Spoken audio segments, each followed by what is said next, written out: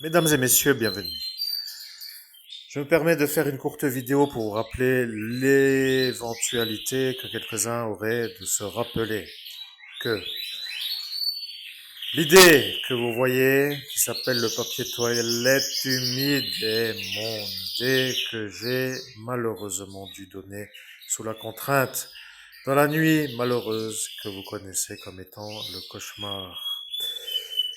Bon, ce que je veux dire, c'est que maintenant vous avez ça qui vous colle au fessier pour dire que c'est lui qui pose le problème à tous ceux qui restent parce qu'il a dit qu'il sera revu si je fais cette vidéo. Vous comprenez, il y a parfois des gens qui savent se faire voir comme ceux qui sont sûrs d'être ceux qui n'auraient pas dû voler l'idée. Mais, comme vous vous rappelez aussi, il y a eu ce déclencheur, ce Lucien avec sa chose qui pend. Et pour dire que ce n'était pas très beau à voir, pour en plus être obligé de regarder avec l'idée qui vient en même temps. Mais, comme vous êtes intelligent et que vous êtes vous les gros tas de merde qui volaient sans arrêt ma poche pour dire ma fortune, je vous pose la question. Est-ce que vous avez l'impression de me devoir de l'argent ou pas? Parce que ça commence à être comme une habitude de me faire le vidage de poche. Et je me plains toujours, mais je viens de vous rappeler une chose. Dans un pays qui est un pays harcelant et qui fait un harcèlement d'État, on ne peut pas aller se plaindre dans les forces de l'ordre habituelles comme la police ou la gendarmerie de ceux qui se disent être au service des civils pour les protéger. Rappelez-vous, j'ai dit, si je reviens et que je fais cette vidéo, je vais devoir intégrer la fonction pour trouver les consignes à suivre pour avoir ceux qui donnent les consignes. Nous sommes en 2026 aujourd'hui et nous sommes en date exacte du 23 février 2026. Vous voyez, nous sommes en 17 mai 2017 et je vous ai dit cette phrase.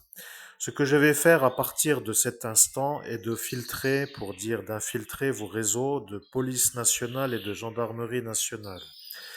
Je vais étudier les messages codés et je vais étudier les messages qui ordonnent des éliminations sur le territoire du pays des droits de l'homme par des ordres qui ne sont pas à donner en raison de l'absolue incompatibilité avec les droits de l'homme. Vous avez fait chier l'évêque, vous avez voulu me tuer, vous avez décidé de me faire oublier ce que j'ai subi et vous avez essayé de me faire mourir sur la soirée du 17 au 18 mai. La seule chose qui reste en souvenir est la visite d'Emmanuel Macron, qui est parti lorsque j'ai été projeté dans la vitrine du Coco Kebab à côté du Troubadour Bar, proche de l'île du Solcy, dans la ville de Metz. Code postal 57000. Mais, comme je suis moi le bankable, et que je me verrai mieux avec l'argent qui est à moi dans un autre endroit que dans l'endroit où je suis, je me demande pourquoi je suis encore à tourner comme un con avec les poches vides alors que toutes ces belles sortes d'idées ont été volées avec une sorte de légitimité à être volées et que personne ne me rend la fortune qui est une immense montagne d'or, presque le PIB du pays dans lequel je suis si je pourrais le faire en termes d'humour. Vous ne savez pas ce que l'argent placé peut rapporter avec un expert comme moi, mais je vais vous rappeler. Vous avez voulu me tuer.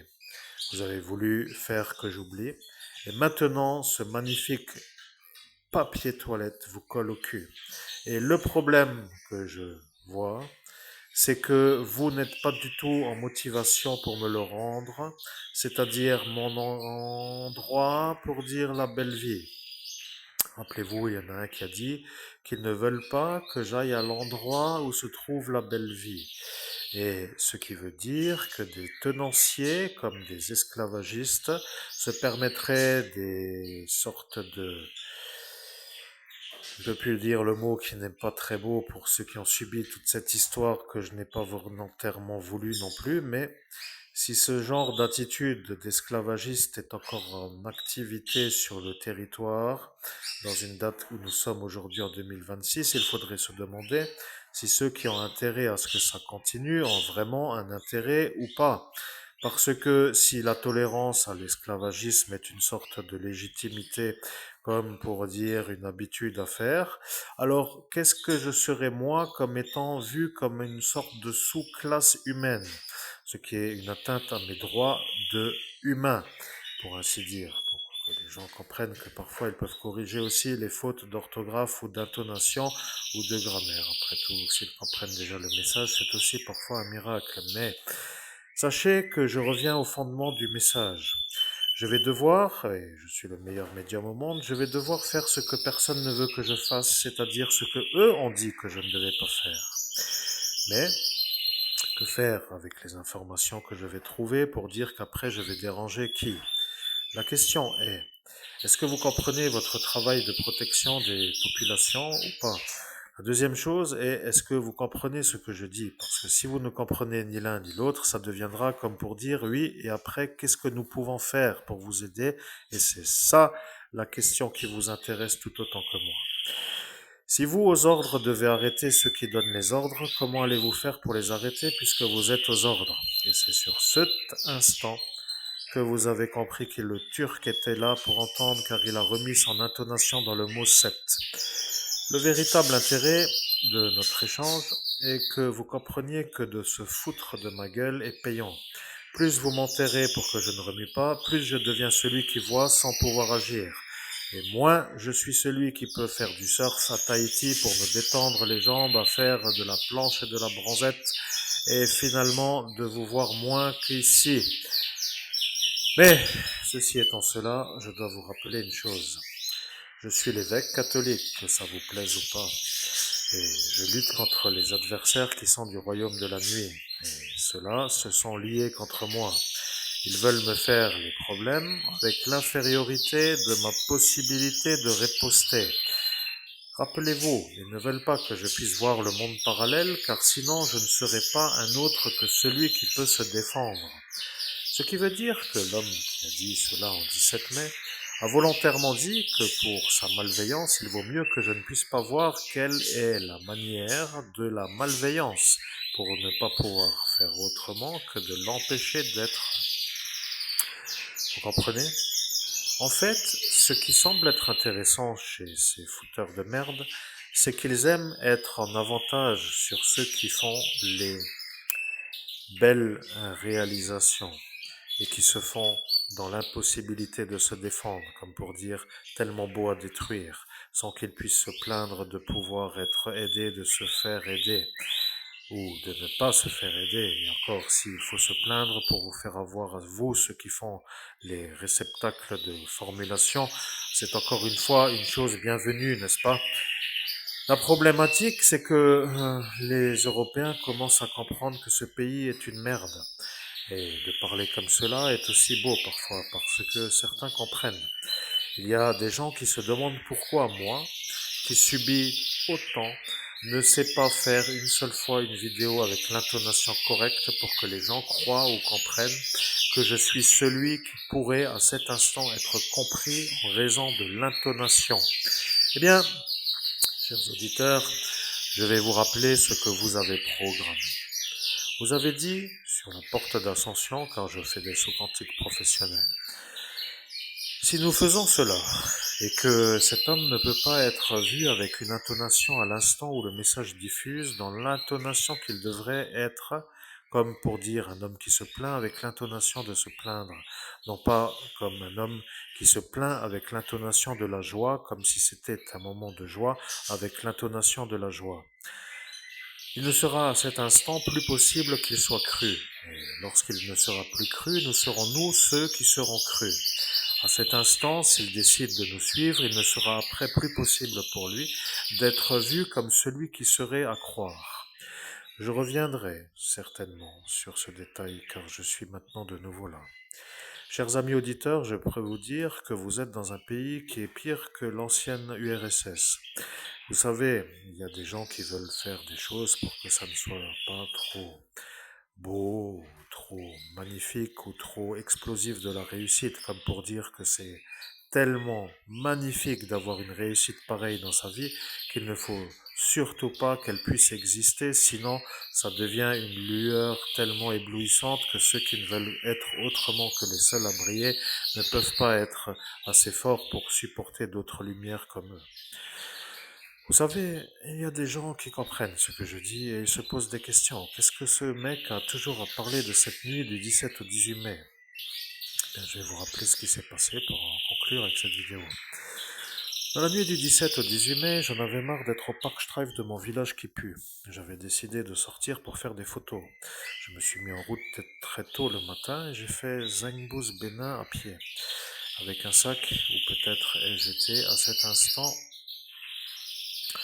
en bus. Quoi qu'il en soit, je ne me rappelle plus, et c'est à cet instant où ils ont fait les intéressants dans la manière où ils ont vu que j'allais faire le récit de ma journée du 17 au 18 mai avec l'organigramme de la manière chronologique où j'ai fait ma journée. Ils se sont permis de dire que je ne me rappellerai plus si je suis venu en bus ou en train. Bien, ceci semble être intelligent, parce que maintenant, pour ceux qui n'ont pas oublié, que je rappelle ce souvenir, ce détail est quand même beau. Mais maintenant me vient une autre manière de vous faire comprendre la chose.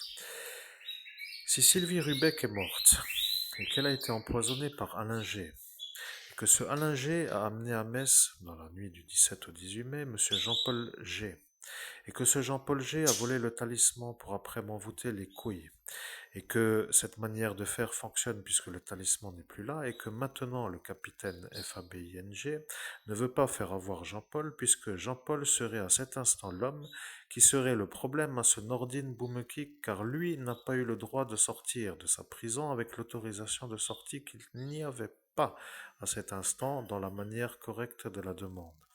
Comme pour dire, un travailleur ne peut pas quitter une prison sans autorisation valable. Or, pour faire la procédure, il faut avoir une sorte de démarche administrative qui n'a pas été enregistrée. Je sais que ce papier toilette humide commence à intriguer tout le monde. Maintenant, il est raccordé au capitaine. Et le problème, c'est que l'agent de Al-Qaïda, devenant le problème à ce monsieur Arnaud, devient le problème au papier toilette humide Arnaud. Vous comprenez? Je veux mon pognon et que ça saute, sinon je fais sauter tout le monde. Et je n'en ai absolument rien à faire, que ça vous plaise ou pas. Je commence à voir tout le monde mourir et ça commence à me déranger dans le sens où personne ne veut faire que ça s'arrête. Et ça commence à m'énerver parce que vous êtes comme des malades à faire votre manière de ne pas intervenir à l'instant où il faudrait. Est-ce que le récit vous plaît? Je m'en fous. Mais est-ce que ça vous convient d'entendre ce que je dis? Je m'en fous. Est-ce que vous voulez me rendre l'argent? Eh bien ça, c'est une histoire carrément. Parce que si Estelle Mouzin a été retrouvée grâce à ma médiumnité dans la nuit du 17 au 18 mai 2017, sur la manière où Monseigneur Laurent Bernard d'Ignis, venu depuis Feugarolles, proche d'Agen dans la ville de Metz, a été à cet instant un appelant sur ville de Metz vers gendarmerie du sud-ouest, et que ma meilleure médiumnité, pour ainsi dire, lancer ma carrière de médium, a été une succès absolu devant témoins de la ville de Metz, parce que je rappelle quand même que ceux-là ont applaudi. Après aussi que j'ai capturé le Cobra Royal dans la même soirée. Bon, vous vous foutez bien de moi, mais vous vous foutez de moi juste parce que j'ai les poches vides. Or, le problème, c'est que les voleurs ne se font pas arrêter. Et moi, qui suis moi, je me demande comment faire pour qu'ils arrêtent de me voler pour que je fasse autre chose que d'être l'homme dépouillé par des fous. Bien, je vous laisse méditer. Après, je reviendrai vers vous pour une prochaine vidéo.